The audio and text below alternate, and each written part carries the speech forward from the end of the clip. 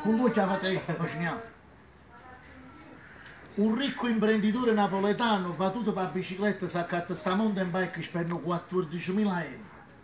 Tutta personalizzata, fibri carbonio, uno so si capisce.